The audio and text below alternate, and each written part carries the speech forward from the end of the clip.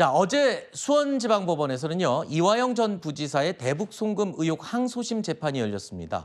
증인으로 김성태 전 쌍방울 회장이 출석했는데요. 이화영 전 부지사가 제기했던 검찰 회유 의혹에 대해서 거듭 부인하는 발언을 했습니다.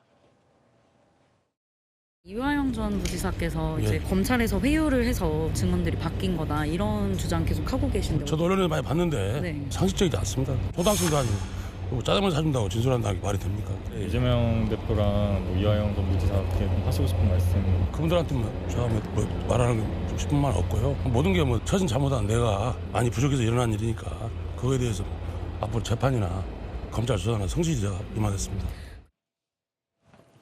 김성태 전 회장은요, 이화영 전 부지사가 이런 말을 했다라고 폭로했습니다. 바로 이재명 대표를 뱀 같은 사람이다라고 말을 했습니다.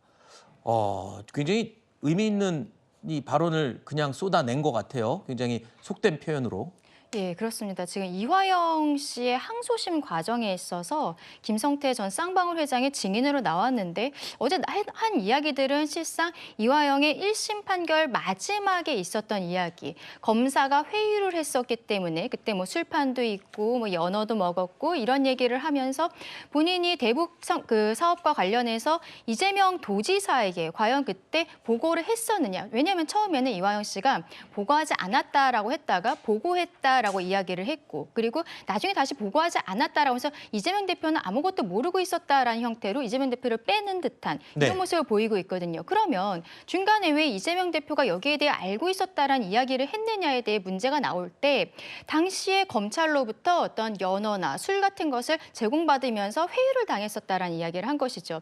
그게 지난 총선 과정에 있어서 굉장히 큰 문제가 됐었는데 결과적으로 법원에서는 이화영 씨의 이러한 증언들에 대해서 받아들이지 않았고 중형을 선고하지 않았습니까? 근데 그 당시에 김성태 씨가 어제 증인으로 출석해서 한 이야기들 비슷한 얘기들을 이미 다 했었어요.